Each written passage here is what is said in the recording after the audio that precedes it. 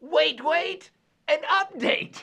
Before you get to the game of state or not a state, let me give you a 2016 update on some global sovereignty issues of some note, like it's a really big deal. Many things have changed in the world since I created the preceding video that you just watched many moons ago. So here are some really big sovereignty issues that have happened since then, right on up to now, fall 2016, things you should be aware of. Update number one. Just to reiterate how many states there currently are on planet Earth, let's go with 194 now. 194, full on, recognized by pretty much everybody, sovereign states. The newest admitted full members to the Sovereign State Club have been in 2002, a place called East Timor joined the club. Used to be kind of part of Indonesia.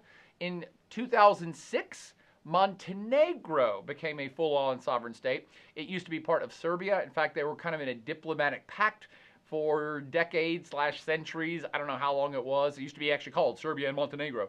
And so they went their separate ways quite peacefully. They just said, yeah, we're going to not have this diplomatic tie anymore. So Montenegro in 2006 became a separate sovereign state.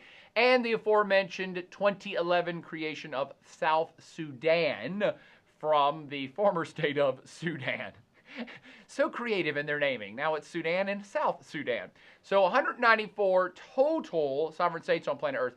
Now it's a little confusing because if you go to the United Nations, there's 193 members of the United Nations. Okay, well, what happened to 194? 193 active states in the United Nations, sovereign states, with 2 observer states. And the one that is a full sovereign state but not a UN member, a full UN member, is a Vatican City. Yeah, the Pope and all those guys. The other observer state at the United Nations is Palestine. Now, you know already, I hope, that that's actually not a sovereign state. It's not gone through the process of full recognition for lots of different reasons I won't get into here. Also, at the United Nations, they have 16 other entities that kind of hang out and maybe have a little bit of representation or at least get invited to some meetings. And those other 16 are much more nebulous in their status. Although they may be recognized by some other sovereign states as sovereign, and some of them have what appears to be kind of full-on autonomy, but they're not sovereign states. And I'm talking about places that I've referenced already, like Abkhazia, South Ossetia, Kosovo. There's like 100 states that recognize Kosovo now, but it's not an official sovereign state yet. Taiwan, same thing, but they only have about 30 states that recognize them. A place called Transnistria, and even a place you've never heard of called Nagorno-Karabakh Republic, which is a place that actually has de facto independence, but it's still counted as part of sovereign state Azerbaijan. So if you count all of those semi-not-so-legit entities along with the 194, you come up with a number over 200 for places that are our states or are often thought of as states. Does that make sense? 194 is the one to remember. Over 200, but 206 is some other entities thrown in there for fun. Okay, the number 2 update is that Scotland had a referendum for independence. I talked about it about 5 or 6 years ago and I made that video, and it actually happened again. And the independence referendum took place on September 18th, 2014. The referendum was, should we leave the UK, vote yes, or should we stay in the UK, vote no for independence? The no side won, about 55% to 45%. That's a pretty good margin. And it was the largest voting turnout in Scottish history, with 85% of people going out to vote. So we might say, well, why did you just give us that update, Boyer? So what? They had a referendum. They're still part of the UK. It doesn't matter. Wait a minute! Because of this other thing that I wanted to update you about called Brexit, or the British exit from the European Union. And in June 2016, not so long ago from right this second, 52% of British citizens voted to leave the European Union. 48% voted to stay. Britain will be leaving the European Union. Okay, so what? That's the European Union. That has nothing to do with states or not states. Hang on. Yeah, it does. Because the vote wasn't equal all around Great Britain. Namely, Scotland. There we are. We're back to Scotland. Most people, overwhelmingly in Scotland, voted to stay in the European Union. So now this is going to open up this whole independence of Scottish issue. It's back on again. Because a lot of Scottish people are saying, we thought about leaving the UK, and now the UK is doing all this stuff that we don't like leaving the European Union. We want to stay as part of the European Union. We are going to stay as part of the European Union. They're already negotiating how Scotland can stay a part of the European Union no matter what. And this is going to now reopen that chasm between Scotland and the rest of the UK of whether they should go their own way again. It's back on the table. Politicians are talking about it. The informal polls already are saying, yes, if they have a Scottish referendum again on independence, it will probably pass because of this whole Brexit mess. Got it? Here's another fun update that you probably have never heard of either. Some folks were watching that Scottish referendum 2 years ago very closely, and now they're watching it again, as it may happen. The other folks in Europe watching the Scottish issue is a place called Catalonia. Catalonia may be following suit with Scotland. Wait, what? Where's Catalonia? Okay. It's a part of Spain. It's the northeastern quadrant of Spain. It's one of the richest areas of Spain. It has Barcelona in it. It's the kind of the capital. Barcelona is the second biggest city in Spain. It's kind of a big deal, Catalonia is. And the people in Catalonia say, we're not Spanish. We're Catalan. We're a separate nation of people, and we don't feel like the Spanish government represents us much anymore, and we might want to go our own way, and if Scotland does, we're going to try to push forward even faster. See, I referenced Spain earlier having an issue with the Basques, another nation of people within Spain that for decades, on again, off again, were petitioning for independence and had a terrorist group and stuff. The Basques have largely been quiet lately. It's the Catalonians now who are saying, we're going to jump. The Catalonia used to be a separate little kingdom and community of Spain, on again, off again for centuries. So they have the whole kind of argument of, hey, we're a free peoples in a democratic republic or a democratic situation. We should be allowed to have our own nation state as split off from the rest of Spain. It's kind of a big deal. And on November 9th, 2015, the Parliament of Catalonia considered Catalonia kind of a sub-state of Spain, much the way, say, Virginia is a sub-state of the United States. So the Catalonian province, the Parliament of Catalonia voted on November 9th, 2015 to adopt the, I have to read this, the Declaration of the Initiation of the Process of Independence of Catalonia. Basically, they voted ahead a document saying, we're preparing for the contingency, the likely contingency that we vote ourselves independent of Spain, and how would that work, and let's get the paperwork started. The Spanish government, for its part, said, hell no, we ain't recognizing none of that. It's illegal, it's borderline treasonous. And Spain's in a lot of trouble right now, economically and politically. It's politically gridlocked. Economically, the unemployment is through the roof. They're one of the more problematic economies of all of Europe. So this comes at a terrible time, and it's one of the reasons why Catalonia is saying, we want to bounce out of this. This place is a mess, and they're taking all our tax dollars and distributing it to the rest of Spain because we're the richest, and we don't want that anymore. So you almost have one of those taxation without representation type deals going on there. Little American Revolution reference.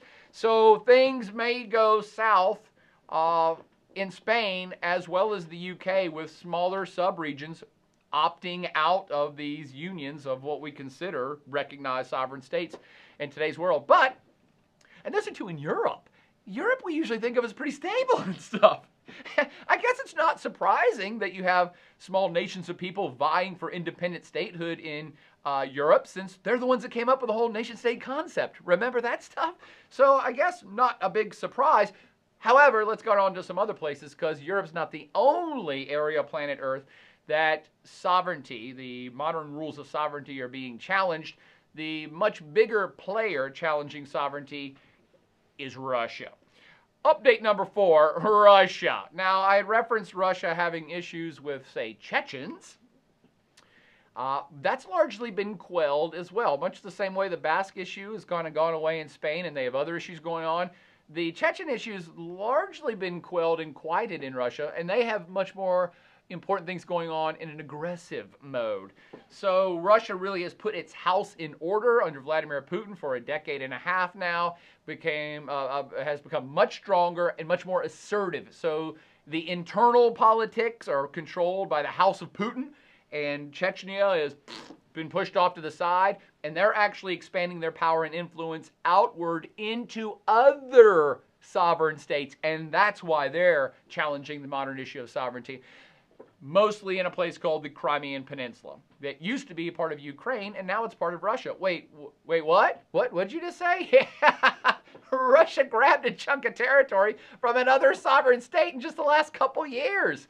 Here's the deal. Ukraine has been an absolute hot mess for a decade.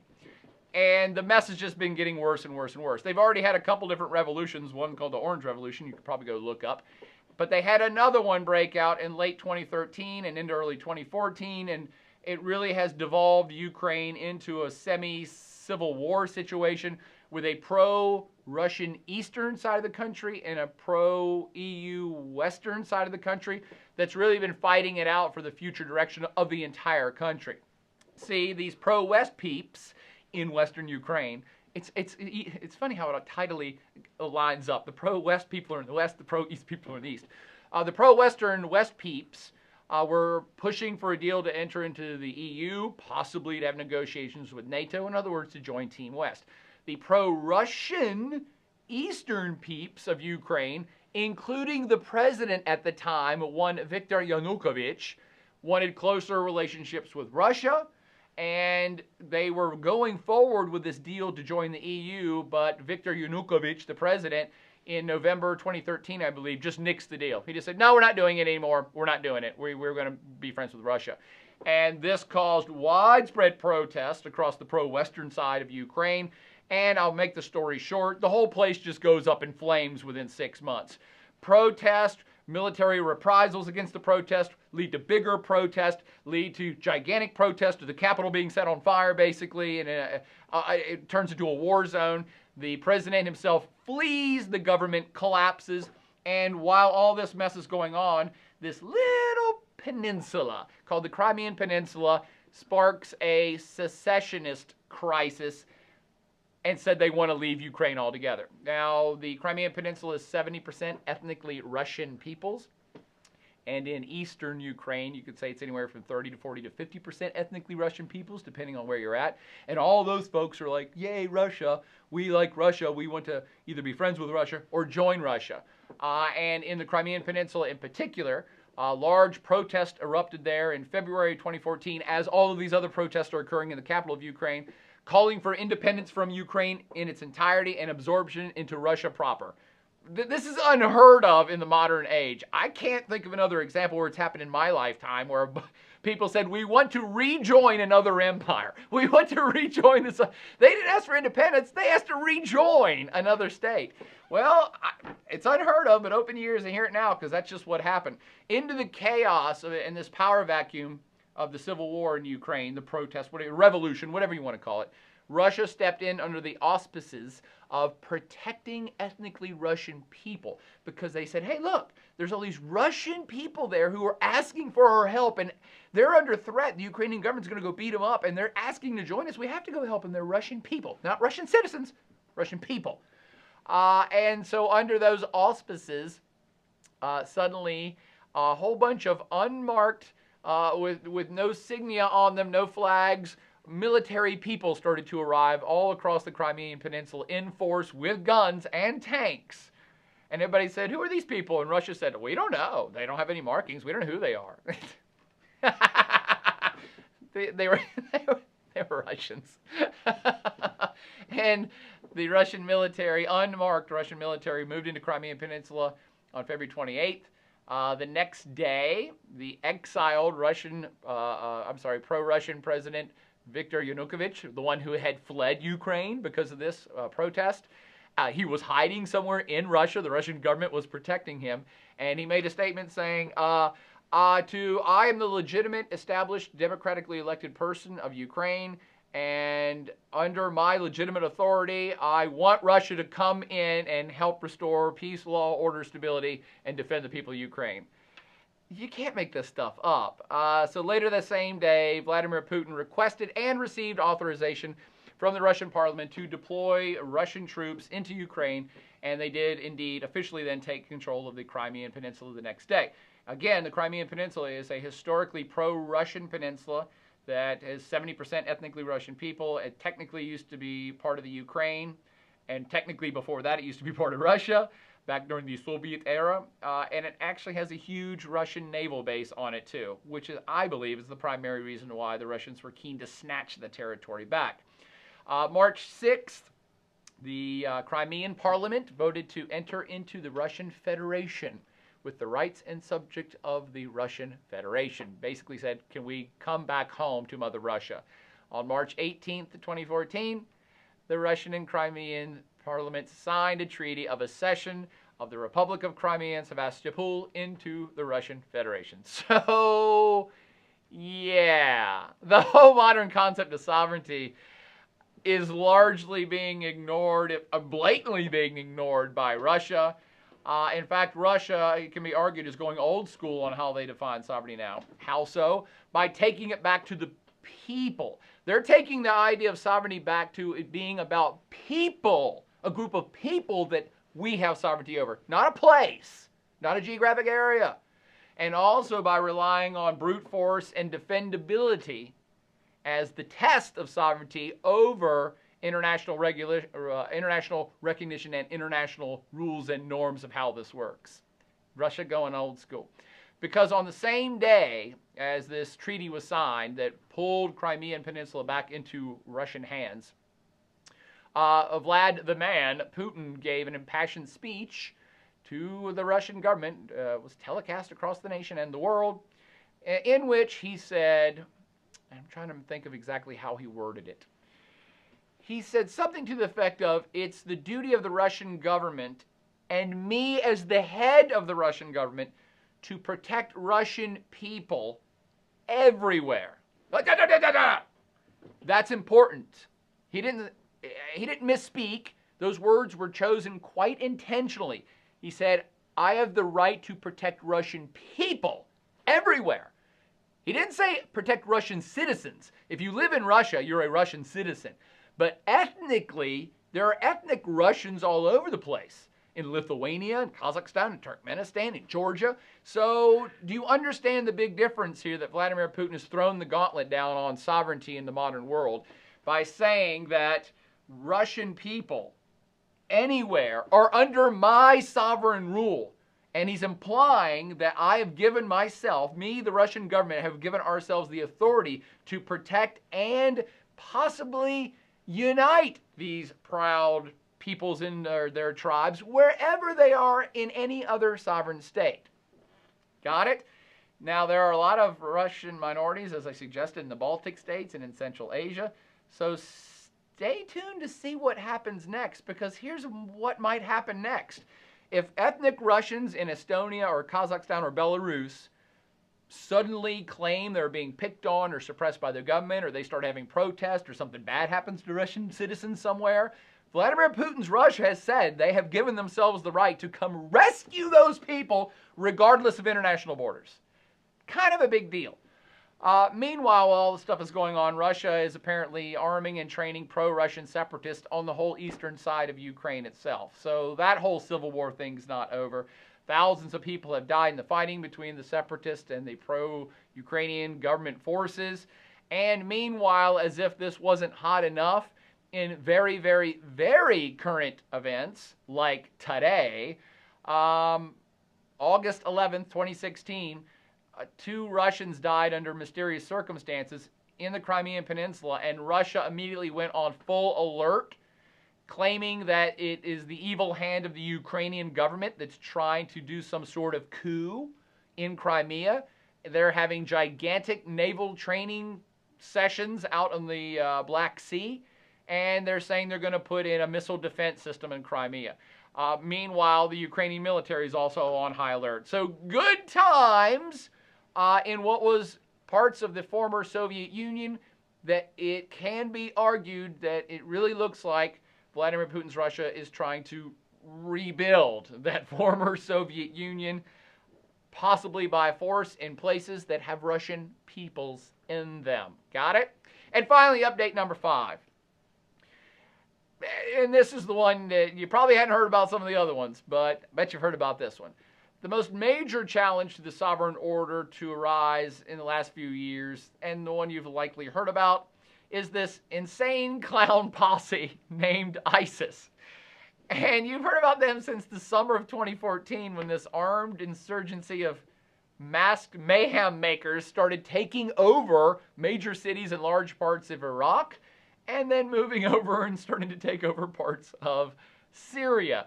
ISIS stands for the Islamic State of Iraq and Syria, aka they go by ISIL, the Islamic State of Iraq and the Levant, or simply now they call themselves IS, the Islamic State. I keep saying state really loudly, right? Are they a state? Well, not by modern definition. They're not. Ain't nobody recognizing this group of yahoos as a state. And it is a bunch of, how's the nicest way to put it, extremist Islamic fascists who want to recreate a world of 1,000 years ago. And they're armed to the teeth. They were wildly successful for about a year in beating the Iraqi army back, beating the Syria army back, taking over big swaths of territory. How on earth has this been allowed to happen? Well, 3 things very quickly, because this is a whole separate lecture on its own, which I'll give to you if you like. But from the chaos of the Iraq War, which lasted from 2003 to 2011, and one could argue it's still an Iraq civil war, battling for the soul of this country to hold it together. This group grew from the remnants of the ragged, fizzled out Al-Qaeda elements that were disappearing by 2008, 2009, 2010.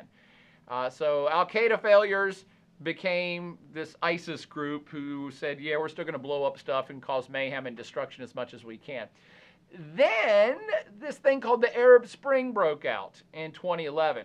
And this was an uprising of Arab people in multiple Arab states across the Middle East who were sick and tired of their corrupt leaders and the cronyism and the corruption and the stagnant economies. And it was a popular movement that started in Tunisia, then took a hold in Egypt and really caught fire. And then people started protesting against their governments all over the Arab world. The Tunisian president got thrown out. The Egyptian president, Hosni Mubarak, got thrown out. The Libyan president, Muammar Gaddafi, got thrown out and killed. So it was kind of a revolutionary thing. I'm going to cut the story short. It kind of fizzled out. But it created a situation, particularly in Syria, that's still going on. So Arab Spring caused some turbulence. Most of it settled out, but it started a civil war in Syria. And now you have Syrian chaos. And that's where this ISIS group then found a new place to hang out and have fun and kill people and take over more land. Thus, they started calling themselves ISIS, Islamic State of Iraq and Syria. And because internal power struggles across the Middle East, and we could say the world, there's been no singular force that's been able to step up and have the stones just to take these guys out full on. Inaction of almost everyone has allowed them to fester for going on 2 years, although that is changing now, and they're starting to be pushed back. So, what am I suggesting is so important about this Islamic State that's challenging the modern system? Well, just this. What is it this group wants? They're calling themselves a state. What do they want? They want to redraw the map of the entire modern Middle East. They want to wipe out all borders of all existing sovereign states across the greater Middle East and build a super state based on what? People. Hold on to that thought for a second.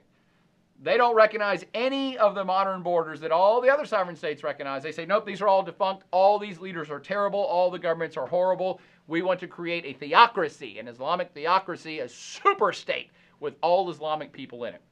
By far, killing the most people, disrupting the world order, and capturing the most headlines, ISIS has presented a full-on assault on the modern concept of sovereignty and which states are legit, which states are not legit in their eyes, and they personally could not care less about getting recognition from all the other sovereign states because, honestly, they plan to overthrow that system as a whole. They're saying, nope, all of the whole nation-state idea, it's all baloney, and we're going to start in the Middle East and wipe it all out.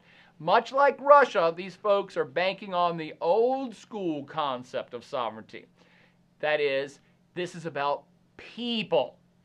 Again, Vladimir Putin said, I have to protect the Russian people, whatever they are, regardless of borders. ISIS is saying, we are going to form a state of people, of Islamic people. We don't care about the borders. Our state is going to be wherever Islamic people are in the world, which is a pretty tall order since there's Islamic people all over the world. In other words, it's impossible. But think about the ideology of what they're saying here. It's like, yes, we don't care about borders. It's all Islamic people everywhere will be under the realm and under the sovereignty of our leadership. Okay. Who's not really for this idea? Who's not supporting the idea of a Islamic state? That would be the entire rest of the world. What other powers in the Middle East would be what other states would support ISIS? Because in supporting ISIS would mean you're going to destroy your own state. So none of the Arab states or even Iran or no states in the Middle East, no governments in the Middle East support this group. And of course, because ISIS is also saying, oh no, well, this is a worldwide phenomenon. And they are starting to encourage folks to blow themselves up and kill other people all over planet Earth. Now it's a global issue. So really, all sovereign states on planet Earth hate and despise this Islamic state. No one is ever going to recognize them. And they are starting to get some pushback finally. The United States has been there for a year pushing back and bombing. The Russians entered about 6 months ago. The local Arab forces have gotten involved. So things are starting to turn around. But it is a worldwide phenomenon that's not going away anytime soon, and it's the ideology that I want you to consider. Continue to consider a group who says we don't care about borders. We care about the people, and we want to unite the people. That's a powerful thing, and it will continue to influence people to do nasty acts in the name of that state for some time to come. But anyway, let me wrap it up. So from Europe to Russia, to the Middle East, multiple challenge to the established international sovereign order abound.